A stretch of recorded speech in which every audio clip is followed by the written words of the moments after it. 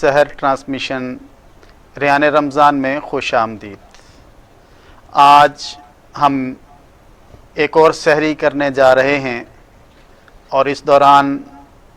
یقینی طور پہ ہم اللہ رب العزت کے انعامات کو بھی یاد کرتے ہوں گے اور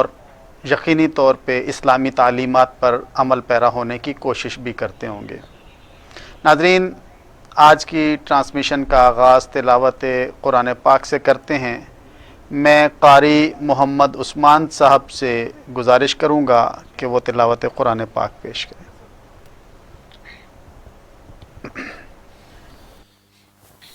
اعوذ باللہ من الشیطان الرجیم۔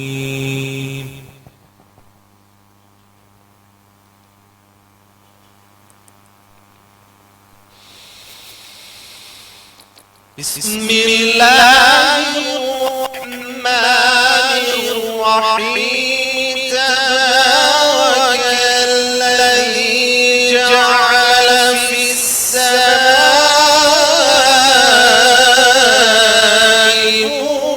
بروجا وجعل فیہا سراجا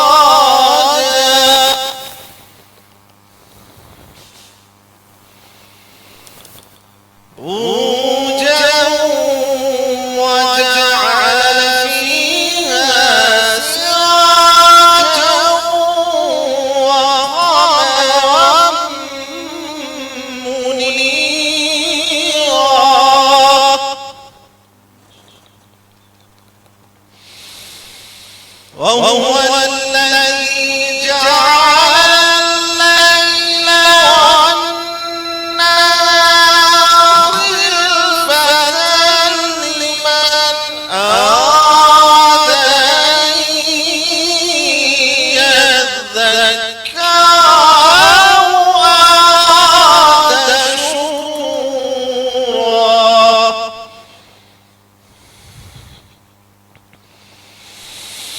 وهو الذي جعل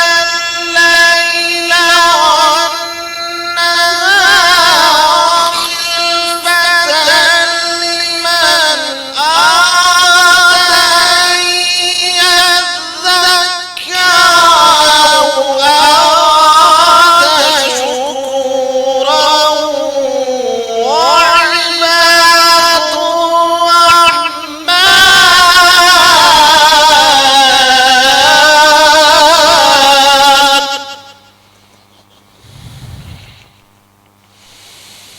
وعباد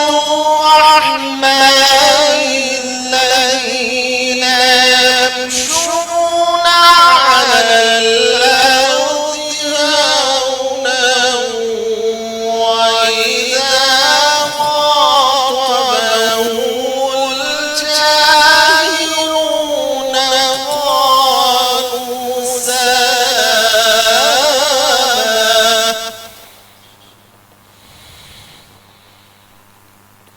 والذين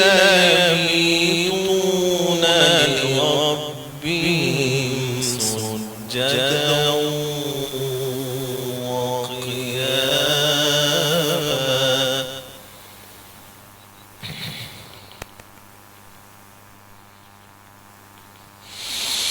وعباد الرحمن الذين يمشون على الأرض هونا وإذا خاطبهم الجاهلون قالوا سلاما والذين يبيتون لربهم سجدا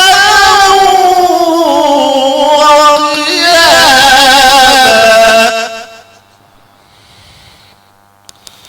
والذين يبيتون لربهم سجدا وقياما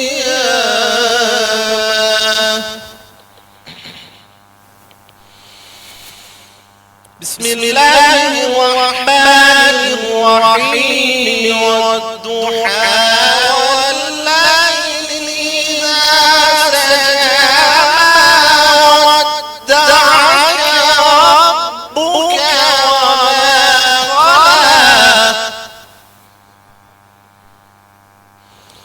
قلى وللآخرة خير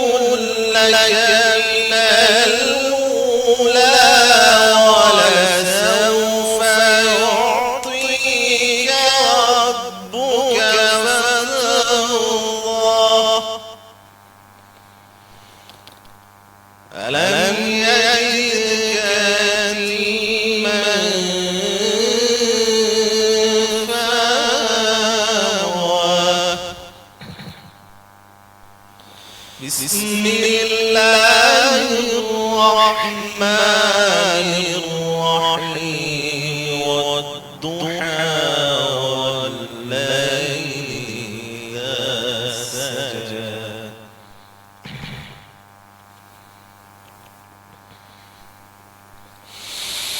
والضحى والليل إذا سجى ودعك ربك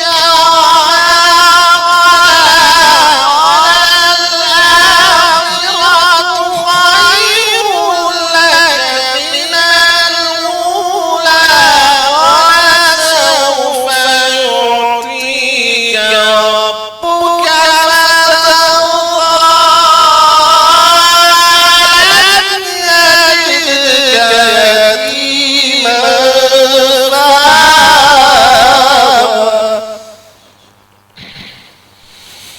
ألم يجدك يتيما فآوى ووجدك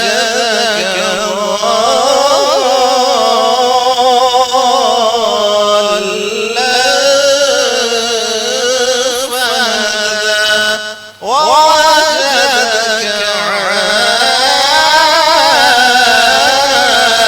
عائلا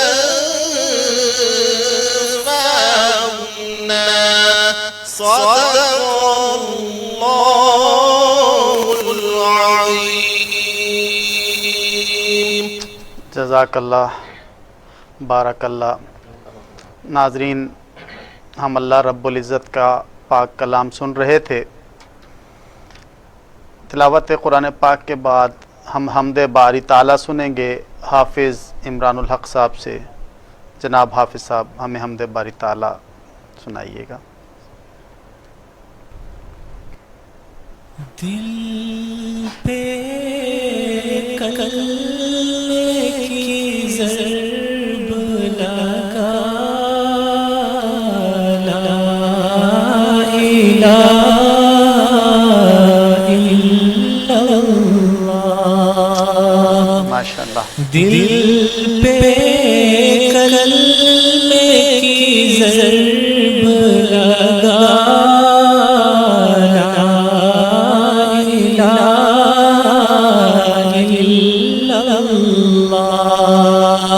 دل کے مرض کی ہے دوا، لا الہ الا اللہ. سب کائنات کا خالق اللہ، تیرا میرا مالک اللہ، تیرا میرا مالک اللہ. سب کا رازق ایک خدا، لا الہ الا اللہ. سب کا رازق ایک خدا، لا الہ الا اللہ.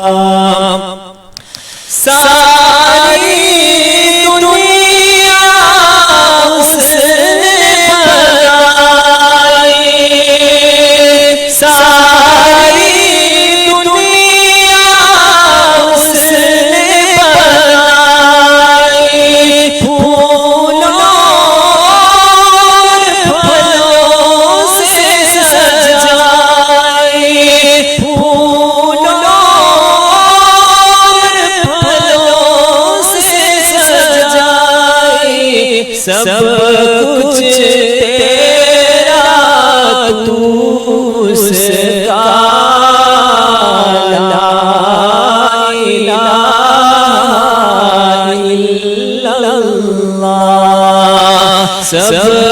کچھ تیرا تو اس کا لا الہ الا اللہ ہر دم اس کا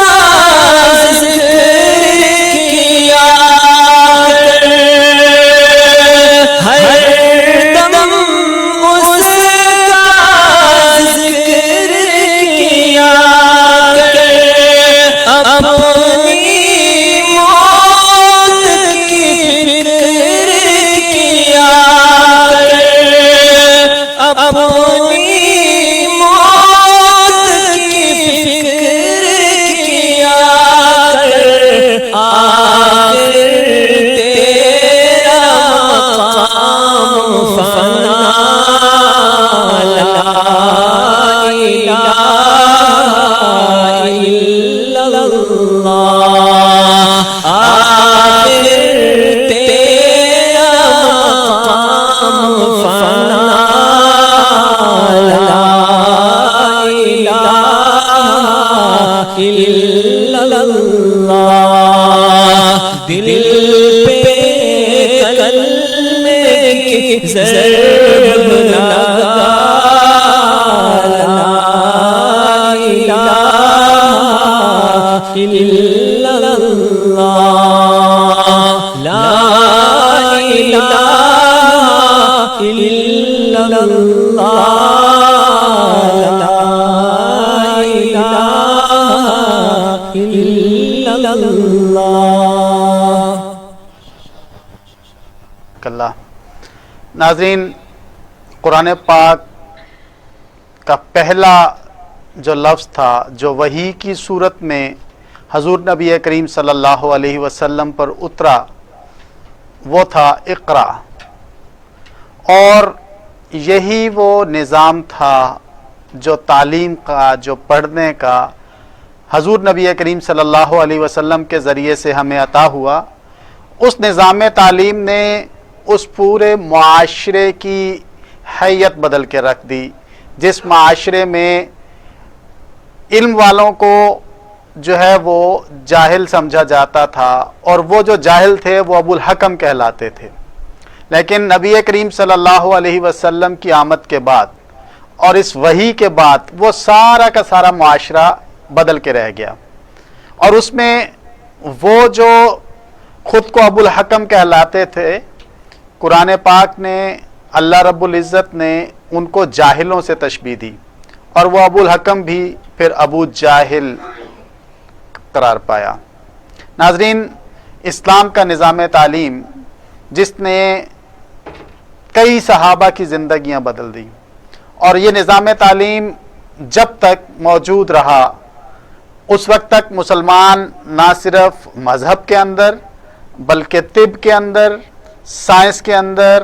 زبان کے اندر پوری دنیا کے اوپر چھائے رہے اور انہوں نے پوری دنیا کے اوپر حکومت کی سائنس کا میدان ہو یا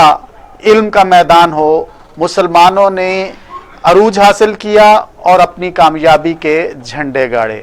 وہ اندلس کے اندر وہ ترکی کے اندر یا وہ بر صغیر کے اندر اس نظام تعلیم کی خصوصیات ہمیں جگہ جگہ نظر آتی ہیں لیکن بدقسمتی سے وہ نظام تعلیم جب ہم نے اپنے ہاتھوں سے ہی بدل ڈالا تو پھر ہمارا جو ہے کاؤنٹ ڈاؤن شروع ہو گیا اور ہم مسلسل ڈکلائن کا شکار ہونے لگے علامہ اقبال نے کہا تھا مگر وہ علم کے موتی کتابیں اپنے آبا کی جو دیکھوں ان کو یورپ میں تو دل ہوتا ہے سی پارا دیگر اقوام نے ہم سے سیکھا دیگر اقوام نے ہماری زبان سے ٹرانسلیشن کر کے علم کو اپنے ہاں لے گئے اور ترقی اور عروج حاصل کیا آج مثال دینے کے لیے بھی ہمیں وہی معاشرے نظر آتے ہیں آج کی گفتگو کا موضوع اسلامی نظام تعلیم کی خصوصیات ہیں۔ اس پہ ہم انشاءاللہ بریک کے بعد ڈسکشن کریں گے اپنے مہمان کے ساتھ۔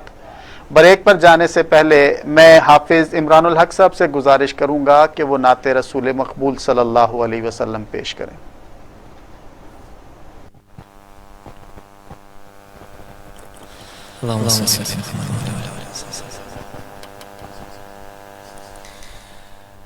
گھنے اندھیروں میں چاند بن کر فضاؤں میں جگمگانے والے، گھنے اندھیروں میں چاند بن کر فضاؤں میں جگمگانے والے، کوئی دمکتی کرن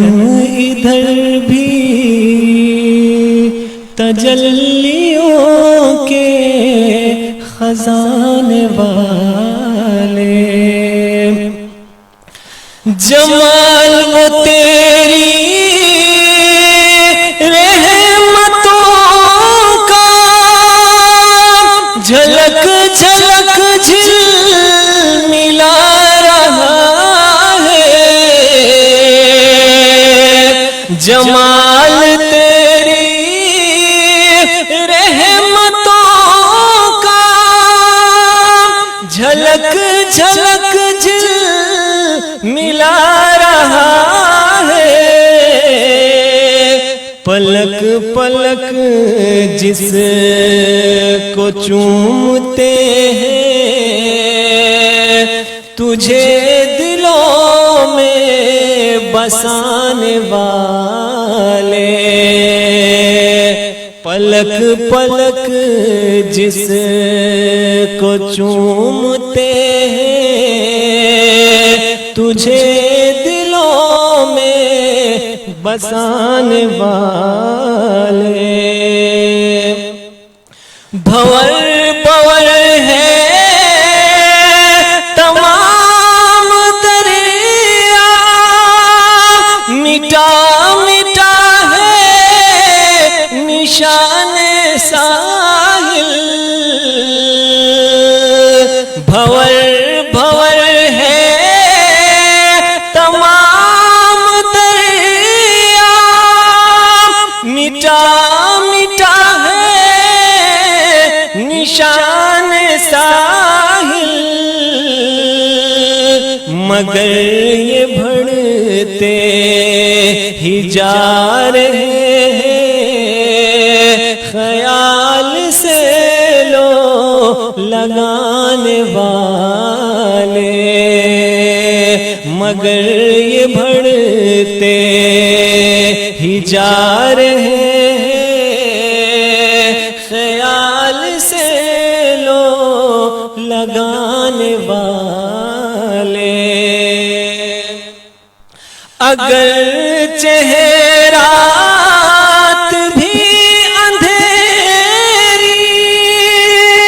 سحر بھی ہے دور ہم سے، لیکن اگرچہ ہے یہ رات اندھیری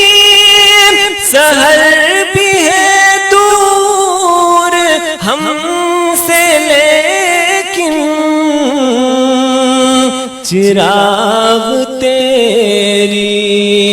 محبتوں کا جلا رہے ہیں جلانے والے، چراغ تیری محبتوں کا جلا رہے۔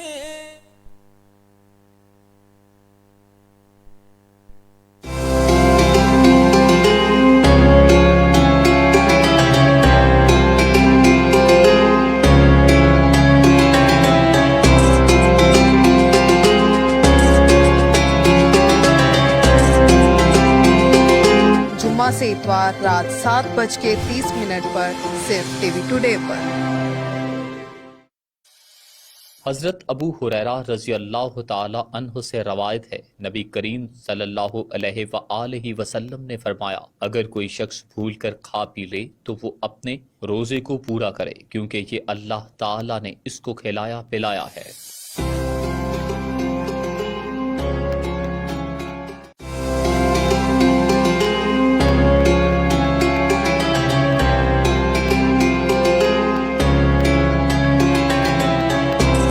رول ماڈل بھی ہیں کہ جو کچھ ہمیں ان سے سیکھنے کو ملتا ہے، تو ہماری یہ خواہش اور کوشش ہے کہ ہم اپنے ناظرین تک بھی ڈاکٹر صاحب کی جو علم ہے اس کا آپ کے ساتھ اس کو شیئر کریں۔ تو آج اپنے موضوع پر گفتگو کا آغاز کرتے ہیں۔ ڈاکٹر صاحب رہنمائی کیجئے گا کہ اسلام کی تعلیمی روایت کیا ہے؟ بسم اللہ الرحمن الرحیم۔ شکریہ ملک صاحب، اس لیے کہ میں ٹی وی ٹوڈے کو بھی مبارک دیتا ہوں اور آپ کو بھی مبارک دیتا ہوں بطور میزبان کے، جزاک اللہ سر۔ کہ تعلیم ایک ایسا موضوع ہے جو اس قوم کی طرف سے اور اس میڈیا کی طرف سے سب سے زیادہ نظر انداز کیا جاتا ہے، اور الحمدللہ آپ نے اس رمضان کے ماہ مبارک میں تعلیم جیسے موضوع کو ناظرین کے لیے جو ہے وہ ترتیب دیا ہے، تو میں سب سے پہلے تو آپ کو اس بات پر مبارکباد دیتا ہوں۔ بہت شکریہ سر۔ جہاں تک آپ نے تعلیمی روایت کی بات کی ہے، تو میں اس گفتگو کو، اس سوال کو ایڈریس کرنے کے لیے اس کے دو حصے کرنا چاہتا ہوں، اس لیے کہ جب ہم اسلام کہتے ہیں تو ہمارے ذہن میں غالباً مسلمانوں کے ذہن میں شاید یہ تصور آتا ہے کہ رسول اللہ صلی اللہ علیہ وسلم جو دین لے کر آئے اور جب آپ نے اعلان نبوت کیا تو شاید وہی اسلام ہے۔ حقیقت یہ ہے کہ اللہ تعالیٰ نے جب اس روئے زمین پر نسل انسانی کو آباد کیا اور اس زمین کو زینت بخشی انسان کے وجود سے، تو اس دن سے لے کے رسول اللہ صلی اللہ علیہ وسلم خاتم النبیین تک جتنے بھی انبیاء آئے اس روئے زمین پر، جن کے ہمارے ہاں پوری طرح لوگ یہ مانتے ہیں کہ ان کی تعداد 1,00,000 سے کئی ہزار زیادہ ہے، وہ تمام کے تمام دین اسلام کو ہی لے کر آئے، اسی کے پیرو تھے، اسی کے پیغمبر تھے۔ تو اس لیے جب ہم اسلامی تعلیمی روایت کی بات کرتے ہیں تو ہمیں تھوڑا سا پس منظر میں جانا ہوگا اور پھر ہم رسول اللہ صلی اللہ علیہ وسلم تک۔ تو میرے نقطہ نظر میں دلچسپ بات یہ ہے اور بڑی فکر انگیز بھی ہے، جو میں سمجھا ہوں طالب علم کے طور پر، کہ اس روئے زمین پر پہلا قدم رکھنے والا انسان سیدنا آدم علیہ السلام تھے، اور سیدنا آدم علیہ السلام پہلے پیغمبر بھی تھے۔ تو ایک خوبصورت نوع انسانی کا آغاز پیغمبر کے وجود بابرکت سے ہوتا ہے اس روئے زمین پر۔ دوسرے لفظوں میں نسل انسانی کا آغاز ہی پیغمبر سے ہوتا ہے، اور تمام نسل انسانی پیغمبر کی اولاد ہیں، اللہ کے برگزیدہ بندے کی اولاد ہیں ہم سب۔ رسول اللہ صلی اللہ علیہ وسلم کی حدیث آپ کو یاد ہوگی کہ آپ صلی اللہ علیہ وسلم نے فرمایا تھا کہ تمام انسان بنی آدم ہیں، اگر آپ کو یاد ہو، تمام انسان بنی آدم ہیں، تو ہم سب بنی آدم ہیں۔ تو اس اعتبار سے جو پہلا پیغمبر جو تعلیم لے کر آیا، وہ یقینی طور پہ دینی تعلیم اور اسلامی تعلیم لے کر اس روئے زمین پر انہوں نے قدم رکھا۔ اور اس انسان کی تخلیق کا واقعہ اس وقت جتنی الہامی کتابیں کسی نہ کسی شکل میں موجود ہیں، اور اس کی سب سے اکمل صورت جو ہے وہ قرآن کی شکل میں موجود ہے، جس کے بارے میں اللہ نے کہا کہ میں نے ہی اس کو نازل کیا اور میں ہی اس کی حفاظت کرنے والا ہوں۔ اور پھر تورات میں بھی اور انجیل میں بھی تخلیق آدم کا واقعہ جو ہے وہ نقل کیا گیا ہے۔ تو یہ بات کتنی خوبصورت ہے میرے اور آپ کے لیے کہ اللہ تعالیٰ نے جب آدم علیہ السلام کو خلق کیا تو تخلیق کرنے کے بعد جو سب سے پہلا کام کیا وہ سیدنا آدم علیہ السلام کو زیور علم سے آراستہ کیا۔ اللہ تعالیٰ نے قرآن پاک میں فرمایا ہے علامہ آدم اسماء کلہا، کہ آدم علیہ السلام کو ہم نے علم سے نوازا. اور پھر اس سے اگلی بات کہ فرشتے اور آدم کے درمیان جو اللہ تعالیٰ نے جب تکریم کا معاملہ طے کیا تو اس کی بنیاد بھی اسی علم کو قرار دیا. اور فرشتوں کو یہ کہنا پڑا کہ اللہ وہ ہم نہیں جانتے جو آپ جانتے ہیں. اس کا مطلب یہ ہے کہ انسان کی تکریم کا آغاز اس کی روز تخلیق سے ہی وہ صرف اور صرف علم کی بنیاد پر ہے.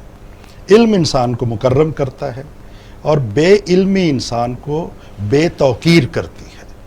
اور انسان سے لے کر جب ہم آگے قوموں پر چلیں گے تو پھر یقینی طور پہ یہی اصول کی تطبیق قوم پر بھی ہوتی ہے کہ صاحب علم قوم معزز اور باوقار ہوگی اور بے علم قوم غیر معزز اور بے توقیر ہوگی. یہاں سے ذرا آگے کا سفر شروع کیجئے. اب روئے زمین پر انسانی علم کا جو آغاز ہوتا ہے وہ بنیادی طور پہ اللہ تعالیٰ کی طرف سے عطا کردہ علم سے ہوتا ہے. پہلا علم وہی تھا جو انسان استعمال میں لایا. اب یہاں پر میں ایک اور بات کہنا بھی چاہتا ہوں تاکہ یہ بات پوری طرح سمجھ آئے کہ انسان کو اللہ تعالیٰ نے قوائے عقل سے نوازا، یعنی ذہن کی وہ اعلیٰ طاقت سے نوازا جس کے اندر سوچنے سمجھنے کی صلاحیت اور خود علم کو تخلیق کرنے کی صلاحیت بھی موجود ہے. تو اس کا مطلب یہ ہوا کہ انسان کو اللہ تعالیٰ نے دوہری طاقت کے ساتھ بھیجا. ایک رہنمائی وحی کے ذریعے اور دوسری خود انسان کے قوا میں یہ صلاحیت رکھ دی کہ وہ علم کے حصول کے لیے صحیح اور کوشش کرے اور اپنے لیے علم کو تشکیل دے. تو اس طرح سے میں سمجھتا ہوں کہ علم ہی وہ بنیادی وصف ہے انسان کا جس پر اللہ تعالیٰ نے اتنا زور دیا ہے اور انسان کو اس اہل بنایا. تو اس سے ہمیں پتہ چلتا ہے کہ سیدنا آدم علیہ السلام سے لے کر حضرت عیسیٰ علیہ السلام تک اور پھر سیدنا عیسیٰ علیہ السلام سے لے کے رسول اللہ صلی اللہ علیہ وسلم کے اعلان نبوت تک، تو ذرا دیکھیے کہ جب اعلان فرمایا نبی مکرم صلی اللہ علیہ وسلم نے تو پہلی آیات جو اللہ نے رسول اللہ صلی اللہ علیہ وسلم پر وحی کی وہ علم کے بارے میں. پہلی 5 آیات تو وہ محکم ہمارے لیے رستہ ہیں، اس لیے کہ وحی الہی کا آغاز اور اعلان نبوت کا آغاز. مزے کی بات یہ ہے کہ لفظ اقرا سے ہوا جس کے معنی یہی ہیں کہ پڑھیے، تعلیم حاصل کیجئے. اور میں اگر یہاں پر یہ جملہ کہوں کہ وہاں پر پڑھنے سے آغاز ہوا، وہاں پر یہ نہیں کہا گیا کہ سجدہ کیجئے، اسجد، عابد، عبادت کیجئے، صوم، روزہ رکھیے، یہ نہیں کہا گیا، بلکہ یہ کہا گیا کہ پڑھیے. اس کا مطلب یہ ہے کہ پڑھنا مسلمانوں کے ہاں اور اللہ تعالیٰ کے ہاں سب سے وہ پسندیدہ عمل ہے اور باقی سارے اعمال اس پڑھائی کے بعد کے ہیں. اور یہ بات تو ہمیں قرآن سے پتہ چل رہی ہے اور رسول اللہ صلی اللہ علیہ وسلم کی پہلی وحی سے پتہ چل رہی ہے. اور پھر اسی کے ساتھ میں جوڑتے ہوئے یہ بات بھی کہنا چاہتا ہوں کہ ذرا تصور کیجئے کہ رسول اللہ صلی اللہ علیہ وسلم کی ذات مبارکہ جس کو انسان کامل اور ایسا انسان کامل کہ جس جیسا کوئی دوسرا انسان روئے زمین پر موجود نہیں، نہ نسل انسانی نے دیکھا، نہ زمین نے دیکھا، نہ فلک نے دیکھا. اور آپ کی حیات مبارکہ کی جہتیں مکہ میں تھے تو آپ تاجر تھے، مکہ میں تھے تو آپ گلہ بان تھے، مکہ میں تھے تو آپ جرگہ کے فیصلہ ساز تھے، اعلان نبوت کے بعد مکہ میں تھے تو آپ نبی مکرم تھے صلی اللہ علیہ وسلم. اور پھر مدینہ کی طرف جب آپ نے ہجرت کی تو پھر آپ ایک مجاہد بھی ہیں، اور صرف مجاہد ہی نہیں بلکہ مجاہدوں کے سپہ سالار بھی ہیں. غزوہ بدر سے اس سپہ سالاری کا آغاز ہوتا ہے اور پھر جب مدینہ کی ریاست وجود میں آتی ہے تو آپ اس ریاست کے سربراہ بھی ہیں، اس ریاست کے قاضی بھی ہیں. تو یہ آپ کی شخصیت کے وہ تمام پہلو ہیں جو ابھی میں معاشرتی پہلوؤں کی بات نہیں کر رہا کہ آپ خاوند بھی ہیں، آپ باپ بھی ہیں، آپ دوست بھی ہیں. یہ تو وہ کی جو ایک اجتماعی معاملات کے اندر نبی مکرم صلی اللہ علیہ وسلم کے مختلف کردار ہیں. تو ذرا آپ اندازہ کیجئے، اور اس بات کو ہم نے کبھی اس سے ہم نے حظ نہیں اٹھایا کہ رسول اللہ صلی اللہ علیہ وسلم نے جب اپنے بارے میں اعلان کیا تو آپ صلی اللہ علیہ وسلم نے فرمایا کہ مجھے معلم بنا کر بھیجا گیا. یہ نہیں کہا کہ مجھے سپہ سالار بنا کر بھیجا گیا، مجھے حکمران بنا کر بھیجا گیا، مجھے تاجر بنا کر بھیجا گیا، مجھے معلم بنا کر بھیجا گیا. اور یقینی طور پہ آپ کا یہ فرمان اسی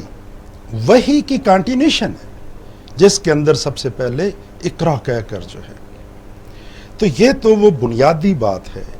کہ تعلیم بنیادی طور پہ انبیاء کا ورثہ ہے، اور اس میراث کے لیے رسول اللہ صلی اللہ علیہ وسلم نے اپنے آپ کو معلم کہا. اسی لیے رسول اللہ صلی اللہ علیہ وسلم پھر معلم انسانیت بنے. تو یہ تو وہ پس منظر تھا جو میں کہنا چاہتا تھا کہ تعلیم بنیادی طور پہ، میں یہاں پہ ایک جملہ اور کہہ دوں وہ بھی سمجھ کے لیے، کہ آج کے جتنے ماڈرن تھیورسٹ ہیں وہ تعلیم کو انسانوں کی ضرورت قرار دیتے ہیں کہ یہ نیڈ ہے، انسانوں کی ضرورت ہے. مگر میں یہ کہنا چاہتا ہوں کہ جو گفتگو میں نے کی ہے اس سے ہم نتیجہ اخذ کر سکتے ہیں کہ تعلیم انسانوں کی ضرورت نہیں ہے، تعلیم انسانوں کی جبلت ہے. یہ جبلت ہے اس لیے کہ جو چیز خلق ہونے کے بعد انسان کو پہلی چیز میسر آئی، ابھی شاید لباس میسر نہ آیا ہو، ابھی شاید باقی سہولیات سے انسان کا واسطہ نہ پڑا ہو، مگر اس کو جس پہلی چیز سے واسطہ پڑا وہ رب کائنات کی طرف سے علم تھا. تو اس اعتبار سے علم انسان کی جبلت ہے. اور اسلام، دین اسلام جو رسول اللہ صلی اللہ علیہ وسلم کی طرف سے پیش کیا گیا، وہ اس جبلی ضرورت کو سب سے زیادہ فوکس میں رکھتا ہے، اس کو زندگی کا نصب العین بناتا ہے. یہی وجہ ہے. اب میں دوسرے حصے کی طرف آتا ہوں کہ اگر آپ رسول اللہ صلی اللہ علیہ وسلم کے اعلان نبوت کی بات کی زندگی کو دیکھیں، اور ہم سب کسی نہ کسی طور پہ رسول اللہ صلی اللہ علیہ وسلم کی سیرت مبارکہ کے ناظر ہیں، اس کا مطالعہ کرتے ہیں اور اس سے سیکھنے کی کوشش کرتے ہیں، اور مسلمان پر لازم بھی ہے کہ رسول اللہ صلی اللہ علیہ وسلم کی حیات مبارکہ سے اور سیرت مبارکہ سے ہم سیکھیں. تو اندازہ کیجئے جو ہی وہی نازل ہوتی ہے اور پھر اللہ کے نبی صلی اللہ علیہ وسلم کو سورہ مدثر کی آیات کے ذریعے یہ حکم ملتا ہے، سورہ مزمل کی آیات کے ذریعے یہ حکم ملتا ہے کہ اٹھیے اور اپنے رب کی بڑائی بیان کیجیے. تو جب آپ اس حکم کے بعد لوگوں میں جاتے ہیں تو سب سے پہلا کام جو رسول اللہ صلی اللہ علیہ وسلم نے کیا وہ تعلیم دینے کا کیا ہے. جو وحی اور جو حکم اللہ کی طرف سے آپ کو دیا گیا وہ آپ نے دوسروں تک منتقل کرنے کا کام شروع کیا. اور پھر جو ہی چند صحابہ جو آپ پر ایمان لائے اور جنہوں نے آپ کو اپنا رسول مانا، وہ چند صحابہ تھے ابھی، تو فوری طور پہ آپ نے سیدنا ارقم بن ارقم رضی اللہ تعالیٰ عنہ کے گھر پہلا باقاعدہ تربیت گاہ، پہلا باقاعدہ مکتب، پہلا باقاعدہ سکول کہ جہاں پہ صحابہ کو حکم ہوتا تھا کہ آپ نے ایک مخصوص وقت میں آنا ہے. اور اس روایت کی خوبصورتی کا بھی ذرا اندازہ کیجئے کہ جہاں پر پہلے معلم اسلامی روایت کے اندر، مسلمانوں کی روایت کے اندر پہلے معلم رسول اللہ صلی اللہ علیہ وسلم کی ذات بابرکات، اور پہلے متعلمین وہ عظیم صحابہ جن میں سیدنا علی رضی اللہ تعالیٰ عنہ، سیدنا عثمان رضی اللہ تعالیٰ عنہ، سیدنا ابو بکر رضی اللہ تعالیٰ عنہ، غرضے کے ایک تعداد ہے جو سیرت کی کتابوں میں جن کے نام لکھے ہوئے ہیں کہ وہ وہاں پر بیٹھتے تھے اور رسول اللہ صلی اللہ علیہ وسلم سے تعلیم حاصل کرتے تھے. تو آپ نے باقاعدہ تعلیم کا سلسلہ دار ارقم سے شروع کیا. اور پھر اس کے بعد جب اسلام کی دعوت مکہ کے نکل کر، مکہ شہر سے نکل کر جب اڑوس پڑوس کے قبائل تک پہنچنا شروع ہوئی تو تب آپ نے دار ارقم کے جو تعلیم یافتہ صحابہ تھے ان کا ذمہ کیا کہ آپ لوگ ان قبائل میں جائیں اور توحید کا پیغام اور تعلیمات الہیہ ان لوگوں تک پہنچائیں جو دین کے قریب آ رہے ہیں. تو اس کا مطلب یہ ہے کہ فوری طور پہ آپ نے رسول اللہ صلی اللہ علیہ وسلم نے اس تعلیم کی اشاعت کا بندوبست کیا کہ صرف اس کو دار ارقم تک محدود نہیں رکھا، بلکہ ارد گرد کے قبائل میں بھی صحابہ کو باقاعدہ بھیجا جاتا تھا اور صحابہ وہاں پر تعلیم دیتے تھے. اور پھر جب مدینہ کے اندر اسلام کی کرنیں پہنچی تو پھر رسول اللہ صلی اللہ علیہ وسلم نے مدینہ کی طرف بھی اپنی ہجرت سے قبل مدینہ کی طرف بھی صحابہ کو بھیجا تاکہ وہاں جا کر جو ہے وہ تعلیم کی روایت کو قائم کریں اور تعلیم کی روایت کو تسلسل کریں. اور وہاں پہ یہ بات ہم سب جانتے ہیں کہ سیدنا اسد بن زرارہ کے گھر کے اندر مدینہ کے اندر پہلا مدرسہ قائم ہوا. جہاں پہ پہلا مدرسہ مکہ مکرمہ کے اندر سیدنا ارکم کے گھر قائم ہوا تو وہاں پہ اسد بن زرارہ کے گھر یہ مدرسہ قائم ہوا رضی اللہ تعالیٰ عنہ. اس طرح سے وہ دوسرا اسلام کا باقاعدہ مدرسہ قرار پاتا ہے. اور جب پھر رسول اللہ صلی اللہ علیہ وسلم نے ہجرت کا سفر اختیار کیا تو آپ کا پہلا قیام قباء میں ہوا تو وہاں پہ مسجد قباء تعمیر کی گئی. تو پھر پہلا مسجد کے اندر مدرسہ جو ہے وہ مسجد قباء میں قائم ہوا. تو اس طرح سے وہ اللہ کے نبی صلی اللہ علیہ وسلم کی زندگی میں تیسرا وہ مدرسہ تھا جو باقاعدہ قائم ہوا. اور آپ جتنے دن وہاں پہ رہے وہاں پہ تعلیم اور تربیت کا اہتمام آپ نے کیا. اور آپ کے وہاں سے رخصت ہو جانے کے بعد مدینہ کے لیے تو پھر صحابہ کے ذمے وہ لگا اور وہاں پہ بھی یہ سلسلہ جاری رہا. اور میں اس بات کو ختم کرتے ہوئے مدینہ میں آپ پہنچے تو اسد بن زرارہ رضی اللہ تعالیٰ عنہ کے گھر تو مدرسہ آلریڈی چل ہی رہا تھا مگر پھر آپ نے مسجد نبوی کی جب تعمیر کی تو باقاعدہ با مقصد جس کو ہم پرپس فل کہتے ہیں وہاں پہ ایک صفہ چبوترے کی شکل میں جو ہے وہ ایک پلیٹ فارم بنایا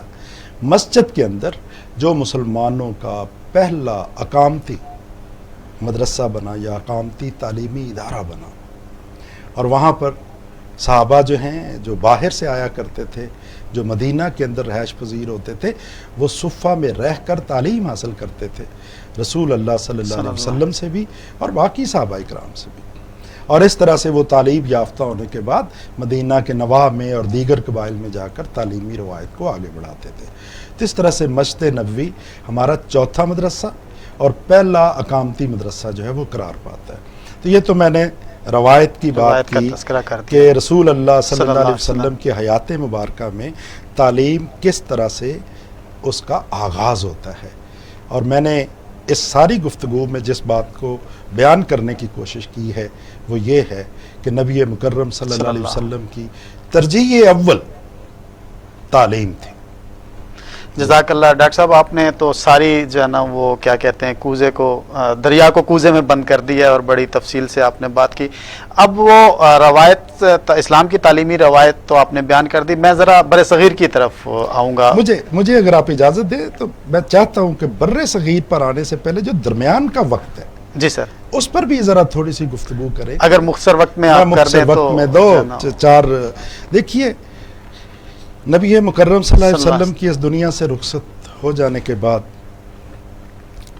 جب خلفائے راشدین کا دور آتا ہے تو سیدنا ابوبکر صدیق رضی اللہ تعالیٰ عنہ کو اگرچہ بہت کم وقت ملتا ہے مگر اس کے باوجود تعلیم کی یہ روایت جو ہے وہ آگے بڑھتی ہے. مگر سیدنا عمر رضی اللہ تعالیٰ عنہ جو بہترین منتظم اور بہترین حکمران تھے جو اس دنیا نے دیکھا تو آپ نے چیزوں کو منظم اور مرتب انداز میں پہلی دفعہ دنیا مختلف نظاموں سے متعارف ہوئی. یہ آپ کی بصیرت تھی اور سیدنا عمر رضی اللہ تعالیٰ عنہ کی وہ صلاحیت تھی حکمرانی کی کہ جس میں ان کی حکمرانی کے دور کو ایک روشن دور سمجھا جاتا ہے اس لیے کہ آپ نے مختلف طرح کے نظام باقاعدہ مرتب کیے جس میں ایک نظام تعلیم بھی تھا. آپ نے تعلیم کا باقاعدہ ایک شعبہ قائم کیا جس میں اساتذہ تعلیمی ادارے قائم کیے جاتے تھے اور پھر وہاں پر باقاعدہ اساتذہ کا تقرر ہوتا تھا. اور صرف اساتذہ کا تقرر ہی نہیں ہوتا تھا اساتذہ کا ریکارڈ بھی رکھا جاتا تھا. اور صرف ریکارڈ ہی نہیں رکھا جاتا تھا بلکہ بیت المال سے ان اساتذہ کی تنخواہیں بھی متعین کی گئیں. تو اس طرح سے باقاعدہ اسلامی ریاست کے اندر پہلی دفعہ سیدنا عمر رضی اللہ تعالیٰ عنہ نے باقاعدہ حکومتی سطح پر تعلیمی ادارے قائم کرنے کا کام شروع کیا. یہ ایک بہت بڑی کنٹریبیوشن ہے جس سے آج کا پورا جدید نظام پچھلے صدیاں ساری کی ساری آج 1500 سال ہونے کو ہیں وہ تمام صدیاں اور پھر جو جدید نظام کی روایت بھی چلی تو یہ بنیادی طور پہ سیدنا عمر رضی اللہ تعالیٰ عنہ کی دین ہے کہ آپ نے اس کو نظام کے طور پر لیا. اور پھر آپ کے علم میں ہے کہ وہ دور مسلمانوں کی فتوحات کا تھا, نئے شہروں کی آباد کاری کا تھا. تو جہاں بھی کوئی نیا شہر آباد ہوتا سب سے پہلے وہاں پر مسجد کی تعمیر ہوتی. تو ہمارے ہاں یہ ایک بہت بڑی آج کے عہد میں غلط فہمی ہے کہ مسجد شاید نماز کی جگہ ہے. نہیں, مسجد جو ہے وہ تعلیم کی جگہ ہے اور مسجد تربیت کی جگہ ہے. اور عبادت جو مسلمان مسجد میں کرتا ہے وہ بھی اسی تربیت کی تیاری کے لیے کرتا ہے. تو تعلیم و تربیت کے مراکز ہر نئے شہر کے اندر جو سیدنا عمر رضی اللہ تعالیٰ عنہ کے دور میں آباد ہوئے اور جب پھر فلسطین فتح ہوا تو وہاں پر بھی باقاعدہ حضرت عمر رضی اللہ تعالیٰ عنہ نے معلمین کو بھیجا کہ وہ شہری زندگی تھی. اس سے پہلے عرب کے اندر ایک بدوی زندگی تھی. پہلی دفعہ یروشلم کے فتح ہونے سے ایک شہری زندگی جو ہے وہ متعارف ہوئی جو تھوڑی سی مختلف تھی عرب کے باقی مزاج سے. تو آپ نے وہاں پر بھی اساتذہ کو بھیجا کہ لوگوں کو شہری ضرورتوں کے مطابق ان کی تعلیم اور تربیت کا آغاز کیا جائے. اور پھر آگے چل کے جب تھوڑا سا اسلامی ریاست کو استحکام ملتا ہے, خلفائے راشدین کے بعد آپ کے علم میں ہے سیدنا عثمان کی شہادت سے لے کے سارا اموی عہد انتشار کا شکار رہی مسلم امہ, مگر عباسی عہد میں آ کر مسلمانوں کو تھوڑا سا سیاسی استحکام جب ملنا شروع ہوا تو یہ 8ویں صدی کی بات ہے کہ جب ہارون الرشید نے بیت الحکمت بھی, اور بیت الحکمت بنیادی طور پہ میں سمجھتا ہوں اس زمانے کی پہلی یونیورسٹی تھی. اسی طرح سے دارالتراجم بھی قائم کیے اور پھر اسی روایت کو امین الرشید جو ہیں ہارون کے بیٹے مامون نے بھی اسی روایت کو برقرار رکھا. اور پھر وہاں پہ دنیا بھر سے سکالرز, دنیا بھر کا لٹریچر, حتیٰ کہ اس بغداد کے اندر, اس عہد کے اندر ہندوستان کے سکالر, یونان کے سکالر, روم کے سکالر, ایران کے سکالر, تو مختلف سکالرز وہاں پر اکٹھا ہوئے. اور جس کو آج کی ہم سائنسی ترقی کہتے ہیں, اس سائنسی ترقی اور اس سائنٹیفک میتھڈ اور اس آبزرویشن اور مشاہدے اور سائنسی طریقہ کار کا آغاز بھی بغداد اور مسلمانوں کی ریاست کو نصیب ہوا. تو اس اعتبار سے میں سمجھتا ہوں کہ مسلمانوں کی یہ علمی روایت کمزور نہیں تھی, یہ مسلمانوں کی ہی اس سائنسی ترقی کا نتیجہ تھی کہ دنیا کی پہلی کاغذ بنانے کی فیکٹری جو باقاعدہ کاغذ بنانا شروع ہوا وہ بھی بغداد میں لگی اور 8ویں صدی تھی وہ. اور کاغذ کی ترقی کے بعد تو پھر علم نے مسلمانوں کے ہاں جو اشاعت ہوئی, پہلے حفظ پر زیادہ زور دیا جاتا تھا مگر اب علم جو ہے وہ لکھنا شروع ہوا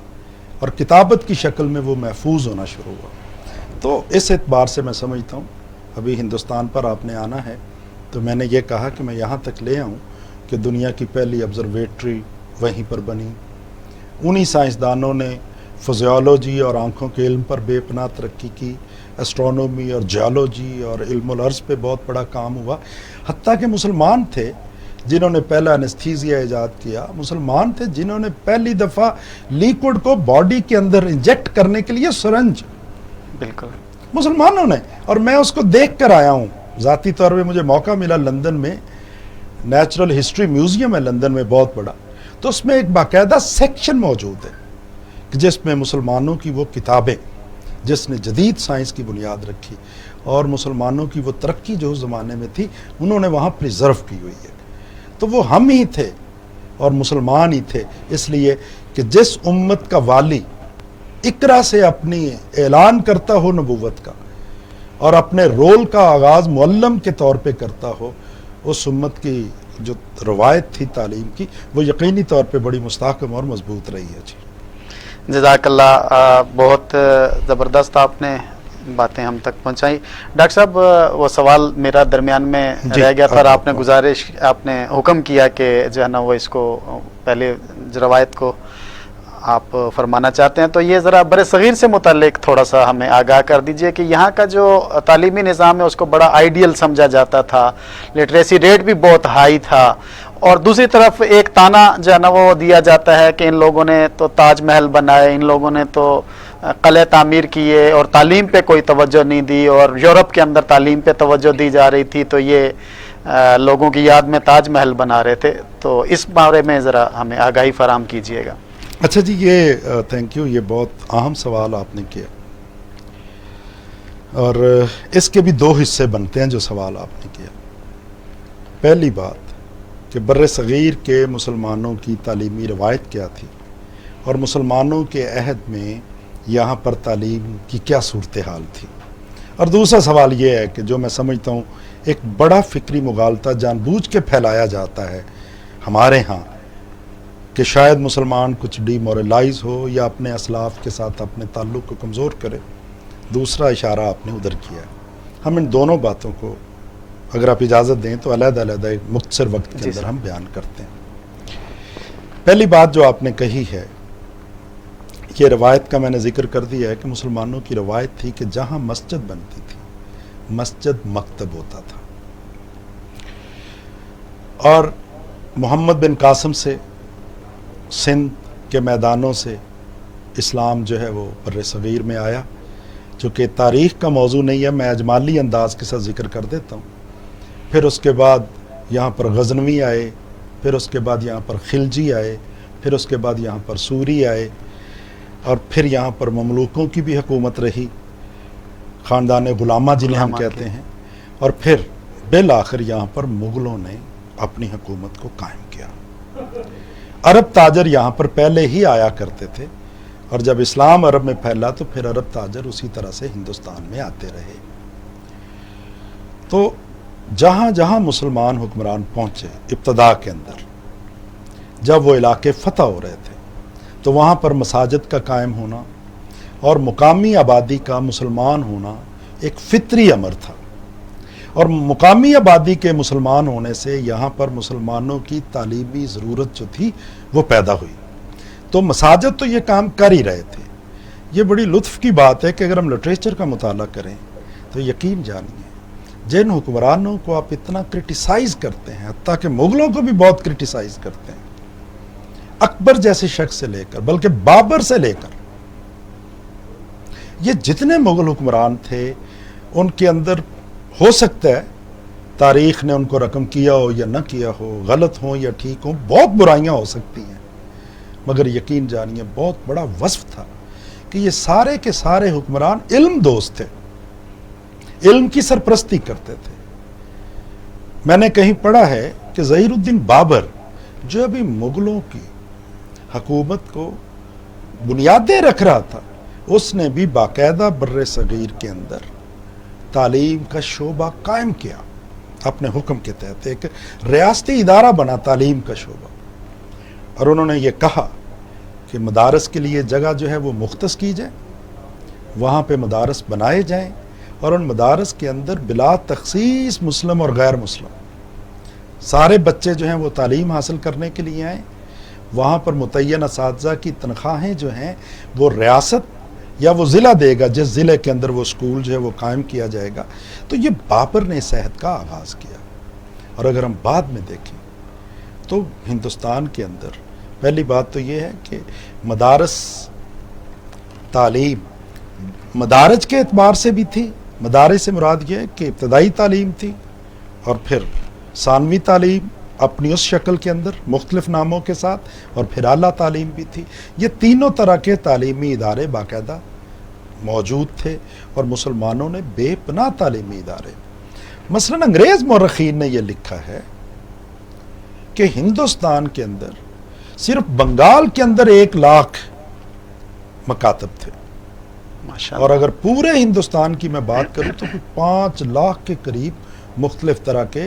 مسلمانوں کے تعلیمی ادارے موجود تھے، اور یہ تعلیمی ادارے 3 طرح کے تھے۔ پہلے تعلیمی ادارے تو وہ تھے جو مسلمان حکمران باقاعدہ ریاستی اخراجات پر جن کو قائم کرتے تھے، جن میں باقاعدہ ریاست کے ملازمین اساتذہ جو ہیں وہاں پر پڑھاتے تھے، اور ان کو ریاست کی طرف سے معاوضہ ملتا تھا۔ دوسرے وہ ادارے تھے جو مسلم سکولرز کی طرف سے ذاتی طور پر قائم کیے گئے، اور وہ مدارس بھی اگر ہم انگلیوں پر گننا چاہیں تو وہ گن نہیں سکتے۔ تیسرے وہ ادارے تھے جو صوفیہ کی درگاہیں تھیں، اور وہ بھی اگر ہم گننا چاہیں تو ہر خطے کے اندر آپ کو اجمیر سے لے کے لاہور، اور لاہور سے لے کے بھٹشا، اور جہاں بھی آپ چاہیں ملتان، ہر جگہ پر آپ کو نظر آتے ہیں۔ تو یہ چونکہ موقع نہیں ہے ڈیٹیل کا، وقت کی کمی کا اشارہ ہے، تو میرا خیال ہے کہ اس پر تو باقاعدہ ایک علیحدہ سے بحث ہونی چاہیے کہ ہندوستان میں خواتین کی تعلیم کے لیے مغل شہزادیوں نے اور ان حکمرانوں کی بیگمات نے جو کنٹریبیوشن دی ہے وہ بھی ایک بہت بڑی کنٹریبیوشن ہے. انہوں نے دلی سے لے کے مختلف بڑے شہروں کے اندر جو ہے وہ خواتین کے لیے درس گاہیں قائم کی. ہمایوں نے اپنی بیگم کے نام پر ایک بہت بڑا مدرسہ بنایا، زیب النساء نے بہت بڑا مدرسہ بنایا، ممتاز محل کا مدرسہ تھا، نور جہاں کا مدرسہ تھا. تو غرض ہے کہ جس بھی شہزادی کا نام لیں گے، اس لیے میں پھر کہہ رہا ہوں جو جملہ میں نے پہلے کہا تھا کہ مسلمان تب تک حقیقی مسلمان ہو ہی نہیں سکتا جب تک وہ علم کی اہمیت کو سمجھتا نہیں ہے. تو بر صغیر کے اندر بڑی مضبوط روایت تھی تعلیم کی. اب رہی دوسری بات جو آپ نے کہا تھا کہ یہ تاج محل بنا رہے تھے، میرا خیال یہ ہے کہ آج بھی ہندوستان اس بات کا گواہ ہے. چلیے چھوڑیے ساری چیزوں کو، اسی تاج محل اور فن تعمیر پر ہی بات کرتے ہیں. اس تعمیر کے اندر دو علوم، بنیادی اور باقی علوم جو اس کے ساتھ الائیڈ ہیں، صرف ان کی ترقی اور ارتقاء کا دیکھیے کہ بادشاہی مسجد اور جہانگیر کا مقبرہ لاہور میں ہو، آگرہ میں تاج محل ہو، یا مختلف قلعے جو بنائے، جس میں خاص کر میں ذکر کر رہا ہوں گولکنڈہ کا قلعہ جو ہے اس کا میں ذکر اگر کروں اور باقی قلعوں کا ذکر کروں، ان کے فن تعمیر جسے آپ آرکیٹیکٹ کہتے ہیں اور اس میں جو سول انجینئرنگ انوالو تھی، اس معیار کی انجینئرنگ اور اس معیار کی فن تعمیر پوری دنیا میں کوئی اور مثالیں اس طرح کی نہیں ملتی. اور آج پوری دنیا کے آرکیٹیکٹ جو ہیں وہ اس بات پر متفق ہیں کہ بہترین انجینئرنگ کا اظہار، اور اس زمانے میں لوگ حیرت میں پڑ جاتے کہ ان کی تعمیر کے اندر جو سائنس کار فرما تھی وہ صحت کے اندر کیوں کر ممکن ہوئی. یقینی طور پہ وہ ہمارے ہاں موجود جو تعلیمی ادارے تھے جہاں پر آرکیٹیکٹ بھی پڑھایا جاتا تھا، جہاں پر انجینئرنگ بھی پڑھائی جاتی تھی، جہاں پر طب بھی پڑھائی جاتی تھی، اور وہ تمام جدید علوم پڑھائے جاتے تھے جو سماج کی ترقی کے لیے ضروری تھے، تو وہ موجود تھے وہاں پر. جزاک اللہ ڈاکٹر صاحب، بہت زیادہ شکر گزار ہوں. بہت ہی معلوماتی پروگرام تھا آج کا، اور ٹاپک بھی ایسا لگتا ہے کہ تشنگی ابھی باقی ہے، اور انشاءاللہ ہم ضرور کوشش کریں گے کہ اس موضوع پر مزید گفتگو کے لیے ہم ڈاکٹر صاحب کو تکلیف دیں.